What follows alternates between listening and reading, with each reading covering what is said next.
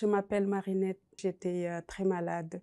J'étais algique, c'est-à-dire que j'avais des douleurs qui apparaissaient 1 ou 2 fois dans la semaine. C'était des crises et ça pouvait durer 1 ou 2 heures, mais 1 ou 2 heures intenses. Au niveau des omoplates, c'est comme si on me taillait la chair.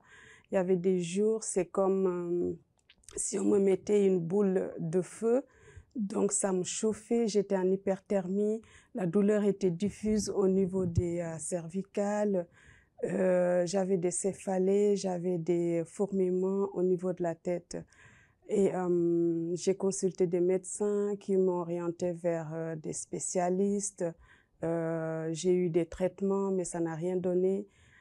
J'ai fait des explorations, j'ai fait l'imagerie médicale, radio, IRM, scan, ils n'ont rien trouvé.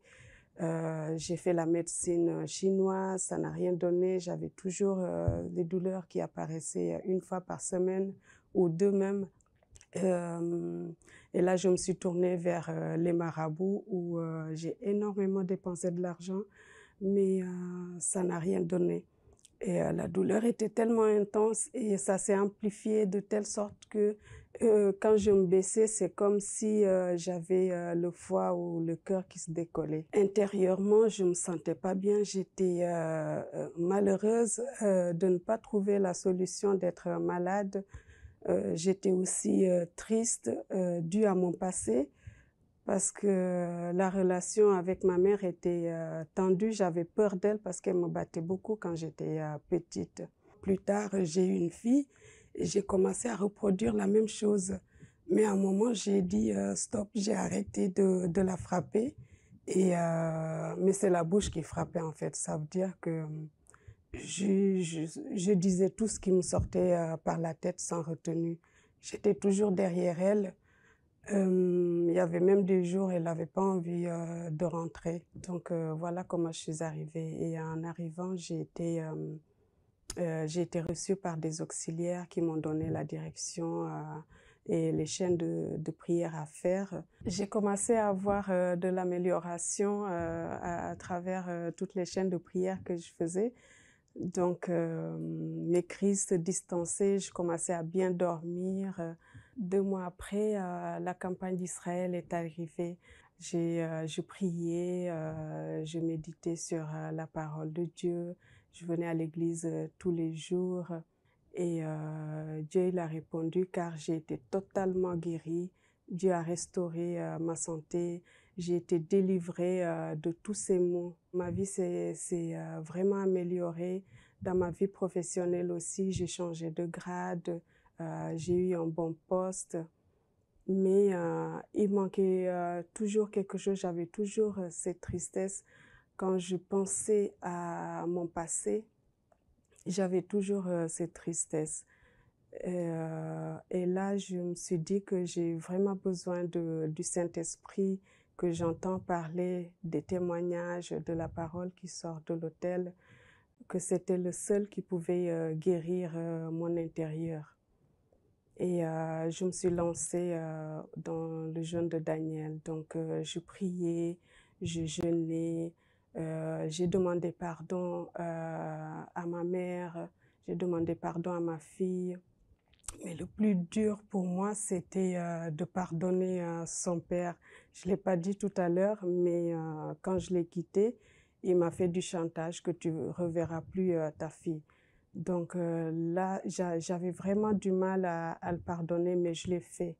Quand je l'ai fait, c'est comme s'il y avait un poids immense qui est sorti de moi. Je me suis soumise totalement à la parole de Dieu. J'ai abandonné les mauvaises compagnies et j'ai persévéré dans la recherche du Saint-Esprit. Et 1 semaine après le jeûne de Daniel, c'était un dimanche à la réunion de l'étude biblique. Et ce jour-là, je l'ai reçu, le plus grand des miracles, la présence de Dieu dans ma vie. Moi qui me demandais comment c'était quand on l'avait, je l'ai reçu ce jour-là et c'était merveilleux.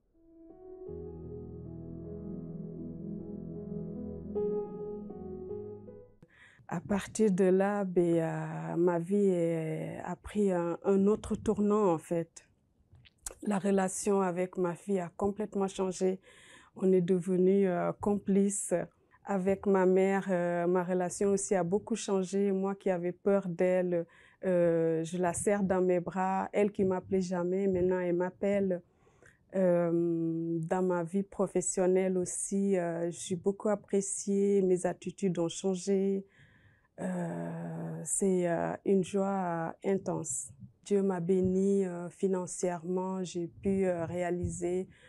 J'ai construit, j'ai un appartement pas très loin, j'ai la voiture, j'ai un emploi stable. Dans ma vie familiale, tout va bien, on est unis. Et dernièrement, je voulais reprendre mes études en faculté. Je venais à l'église tous les jours, je me levais à 3 heures pour prier. J'évitais les conversations futiles. 3 mois plus tard, j'ai reçu une réponse favorable. Donc, ma formation a été prise en charge dans sa globalité. Je suis rémunérée tous les mois jusqu'à la fin de mon cursus et aussi j'ai mon poste qui m'attend. Mais je veux dire, au-delà de toutes ces bénédictions, de la santé, de la famille unie, de toutes ces conquêtes, le plus important pour moi aujourd'hui, c'est la présence de Dieu, le Saint-Esprit, car c'est lui qui me soutient, c'est lui qui me donne le discernement. Je le consulte sur tous mes choix et il me guide tous les jours. Une parole de foi, une parole de vie, une parole d'espoir. Vous assistez à l'émission Parole de vie. Que le Dieu Tout-Puissant vous bénisse, à vous et à toute votre famille. Vous êtes connectés sur cette émission Parole de vie, émission qui est proposée par l'Église universelle du Royaume de Dieu. Cette émission vous est proposée par l'Église universelle du Royaume de Dieu. Nous venons d'accompagner le témoignage de cette femme et elle a dit quelque chose de son témoignage que tout ce qu'elle subissait, elle a essayé de faire avec sa fille. C'est comme si il y avait une malédiction qui voulait agir de génération en génération. Les insultes, les problèmes qu'elle avait dans son couple, les échecs qu'elle avait dans sa vie, elle voulait vider tous ces problèmes en réalité sur la vie de sa fille. Résultat,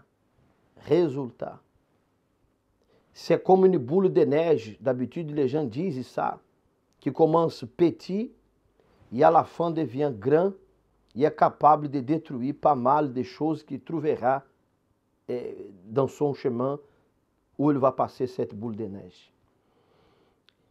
Malheureusement, il y a beaucoup de gens qui souffrent exactement avec ce même type de problème. Des personnes qui se sentent vides, comme dans une vallée d'ossements desséchés.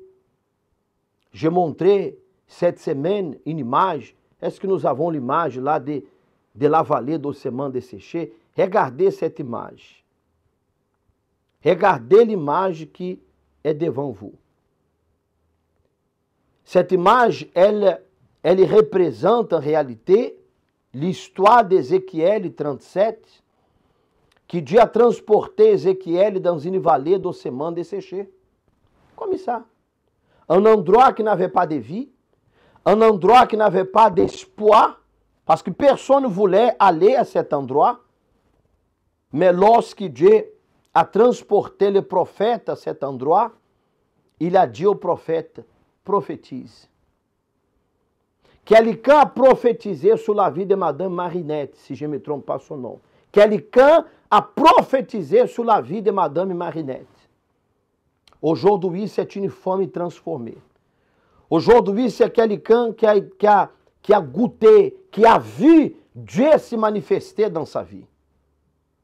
Et lorsque nous allons prophétiser sur vous, c'est dimanche 10, ici à l'Église universelle du Royaume de Dieu, je sais que la vie qui est catastrophique, excusez-moi de vous dire comme ça, et je ne parle pas du point de vue physique, mais je parle plutôt de la vie spirituelle de tant de gens, qui est comme l'image, s'il vous plaît, l'image à nouveau. C'est comme cette image, une image, un endroit qui n'a pas de vie, un endroit qui n'a pas d'espoir, un endroit qui va passer inaperçu à tant de gens. Les gens vont regarder cet endroit et vont dire comme ça, moi je ne vais pas aller là-bas.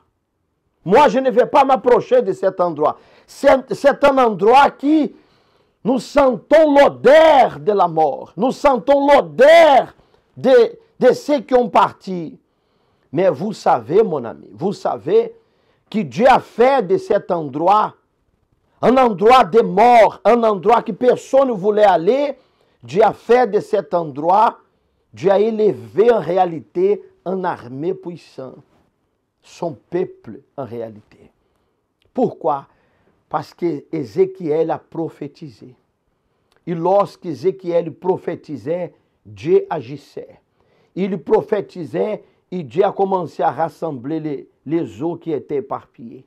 Il prophétisait et Dieu a commencé à faire croître la chair, le nerf dans ces eaux qui avaient été rassemblées. Il prophétisait et Dieu a soufflé l'esprit de vie.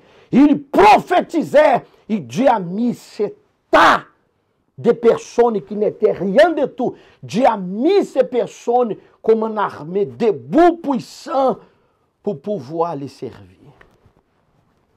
C'est dimanche 10, nous allons prophétiser. Peut-être vous avez une malédiction héréditaire. Peut-être vous avez été victime de la jalousie. Peut-être vous êtes victime d'un esprit qui vous visite pendant la nuit. Vous avez du mal à dormir pendant la nuit. Vous êtes peut-être quelqu'un que vous êtes tourmenté de voix, de personnes qui appellent votre nom et vous ne savez pas quoi faire.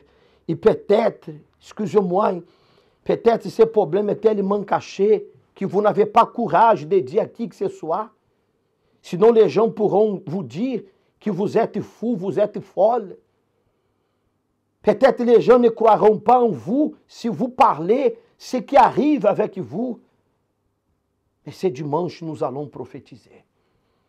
Nous allons prophétiser que la délivrance de Dieu vienne dans votre vie. Que le pouvoir de Dieu vous touche.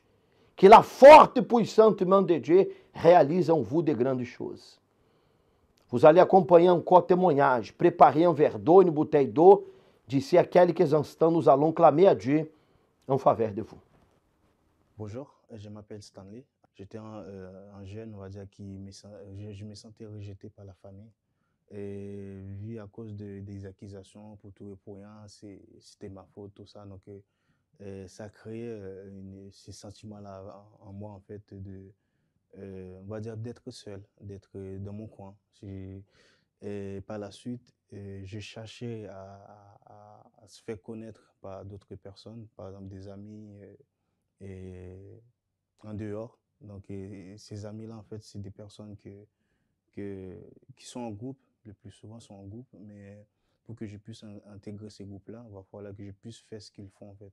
Donc, par exemple, s'ils sont en train de fumer de la cigarette ou boire, ou aller voler, faire quelque chose, donc je suis obligé en fait, je me sentais faire ce qu'ils font pour que je puisse être accepté.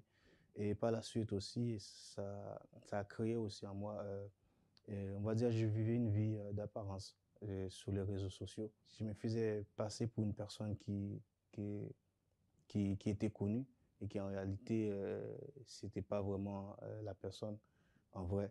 On va dire, je mettais une photo et cette photo-là, je la modifie et j'ai cherché à avoir aussi des likes, tout ça, pour montrer aux autres qui sont en dehors, puissent voir que je suis une personne voilà, qui est connue, tout ça.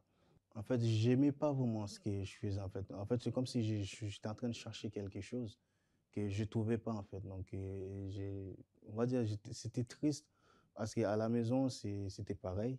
Avec le groupe aussi, c'était pareil, en fait. Donc, en gros, on va dire, à la maison, je me restais tout seul.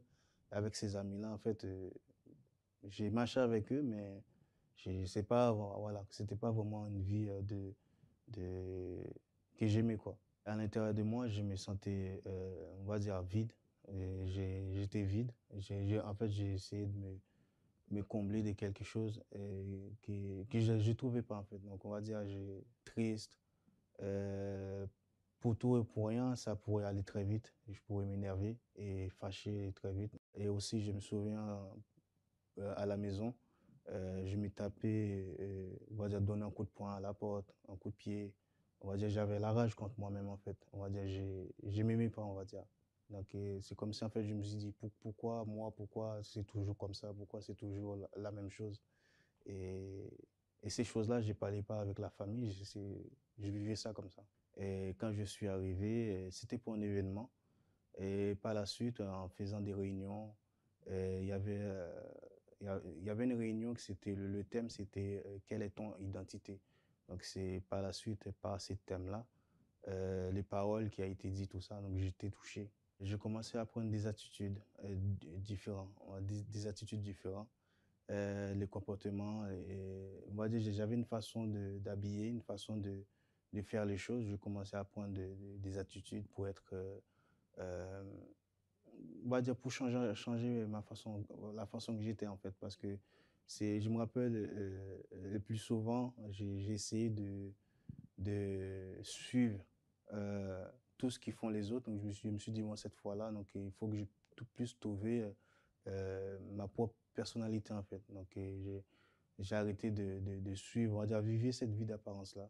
Et c'est des attitudes que je commence à apprendre en faisant des chaînes de prière aussi. Le plus important pour moi, en fait, c'était, on va dire, c'était mon intérieur, en fait. C'était être une personne différente à l'intérieur. Donc, du coup, le pasteur, il disait, en fait, valoriser le Saint-Esprit. Donc, du coup, je me suis lancé dans cette foi-là. Vu avec tout ce que je vivais et que je n'étais pas vraiment moi-même, donc du coup, je me suis dit que le plus important pour moi, c'est d'avoir cette paix-là, d'avoir cette joie-là. Je me rappelle après la prière un dimanche, chez moi à la maison, c'était la nuit, donc je me suis réveillé, je suis sorti sur le balcon, sur la terrasse. Je commence à chercher, je commence à chercher. Et lundi aussi, par la suite, je continue aussi à faire cette recherche-là. J'ai pris des attitudes des différents. Je suis parti à un endroit, un lieu qu'il n'y a personne.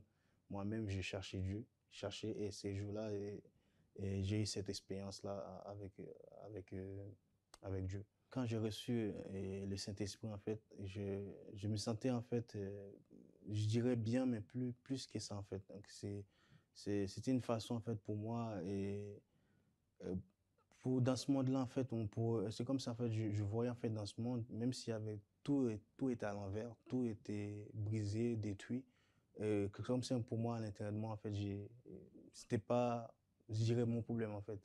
J'avais une joie, une paix, tranquillité, et la seule chose que je pensais, en fait, c'est avancer, en fait. À la maison, c'était différent. Dans la famille, on va dire, j'ai parlé plus, j'ai aidé plus, et j'ai participé plus dans les choses qu'auparavant je faisais pas, j'ai commencé à faire. Par exemple, plus dialoguer, plus parler avec mon petit frère. Je me rappelle aussi, il y a une fois, il y a un événement qui s'est passé à la maison. Mon petit frère, en fait, pour tout et pour rien, comme ça, il a cassé un ordinateur. Et ces jours-là, pour moi, en fait, si j'étais la personne que j'étais avant, l'ordinateur qu'il avait cassé, j'allais le taper, j'allais le frapper, j'allais lui faire du mal.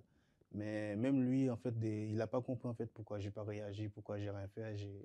Et pour lui, en fait, il était surpris, en fait.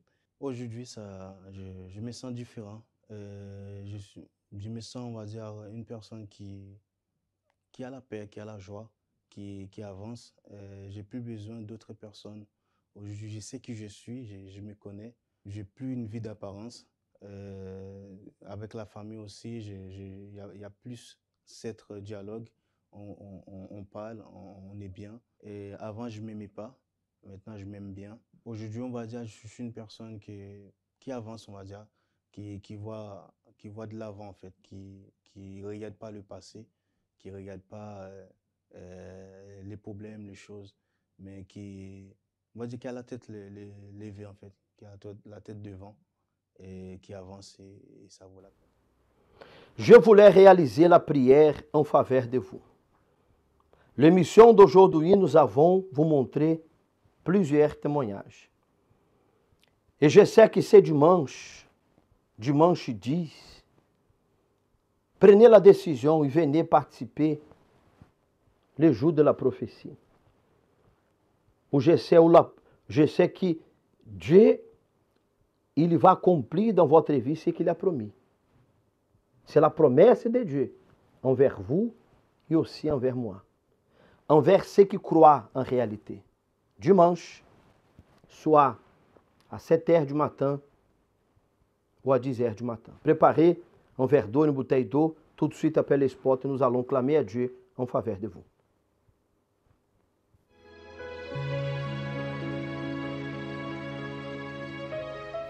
La prière est le lien qui nous unit à Dieu.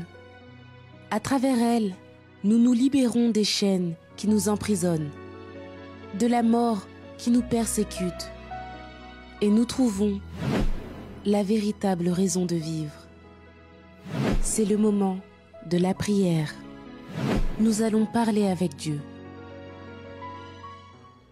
Seigneur notre Dieu et notre Père, Dieu tout-puissant, mon Dieu qui est capable de résister la forte et puissante main de Dieu? Personne. Le peuple d'Israël vivait dans l'esclavage há plus de 400 ans. Et tu as envoyé Moïse, Seigneur, pour faire le peuple sortir de l'esclavage. Mon Dieu, ce dimanche, tu donneras l'opportunité à cet homme, à cette femme, peu importe sa situation. Peut-être la famille le considère comme un cas perdu. Peut-être cette propre personne, lorsqu'elle se voit, elle se dit qu'elle aussi c'est un cas perdu. Peut-être c'est un cas perdu aux yeux physiques, mais à Dieu il y a la solution. De la même façon que tu as délivré le peuple de l'esclavage à travers un homme, tu délivreras cette personne ce dimanche à travers la prophétie. Je bénis, mon Dieu, cette personne qui nous accompagne de l'hôpital, cette personne, mon Dieu, qui prie en faveur de quelqu'un qui est dans la prison, cette personne, mon Dieu, qui peut-être a été licenciée, mon Dieu, de son travail, se trouve complètement à plat, perdu, sans savoir où y aller, Seigneur. Visite, mon Dieu, transforme. Mon Dieu, prends cette personne par la main, Seigneur. Peut-être, Seigneur, ce qui était censé de saisir sa main, à lâcher sa main, et elle se trouve toute seule aujourd'hui. Mais sachez, mon ami, qu'en cet instant, Dieu vous visite, Dieu vous touche, Dieu vous prend par la main, Dieu vous relève, Dieu est avec vous. Dieu, il confirme en ce moment, dans cette prière, que jamais vous serez seul. Je vous bénis au nom du Père, du Fils et du Saint-Esprit, à vous et à toute votre famille. Consacre et bénis le verre d'eau, la bouteille d'eau, que cette eau soit le point de contact entre cette personne et toi, oh Dieu. Au nom de Jésus. Amen et grâce à Dieu. Vous pouvez boire, s'il vous plaît, un peu de cette eau bénie. Amen. Dieu vous bénisse. Je voulais bien m'approcher ici, il fait chaud ici dans les studios que nous sommes ici, mais je voulais bien m'approcher ici et vous dire une chose, mon ami. Que Dieu va changer votre histoire. Dieu va changer votre histoire. Et je voulais même vous dire une chose. Hein? C'est dimanche 10. Nous, les pasteurs de l'Église universelle du Royaume de Dieu, nous serons toute la journée à votre disposition. Vous avez besoin d'aide. Vous avez besoin de parler, de recevoir une prière. de se confier en nome de Dieu, vous pouvez compter avec nous. Peut-être la personne qui était censée de vous aider, elle vous a laissé tomber. Elle a lâché votre main et vous êtes toute seule. Mais je vous dis en ce moment que nous serons de votre côté. Votre problème sera notre problème et votre victoire sera notre victoire. Et je vais bien partager la victoire avec vous, quel est le problème. Mais si vous avez besoin d'un soutien spirituel, nous serons de votre côté pour pouvoir vous prouver que votre cas a une solution. Que le Dieu Tout-Puissant vous bénisse. Au revoir.